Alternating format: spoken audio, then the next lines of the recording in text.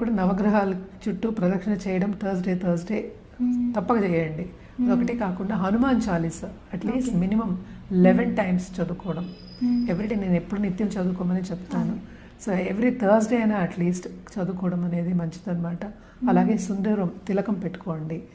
And flag ఒకటి సింధూరం flag పెట్టుకోవడం కూడా చాలా మంచిదన్నమాట. అలాగే ఎప్పటికైనా సరే గోవుకి పూజ చేయమని చెప్తూ ఉంటాం. సో గోవులోనే 9 ప్లానెట్స్ ఉన్నాయి కనుక గోవుకి పూజ చేయడం, ఆహారం ఇవ్వడం, ఇవన్నీ చేస్తే ఇంకా మంచిది. మనం రుద్రాక్ష విషయానికి వస్తే కనుక తప్పక వీళ్ళు పంచముఖి వేసుకోవడం, అలాగే ఏంటంటే షష్ఠముఖి వేసుకోవడం కూడా చాలా మంచిదన్నమాట.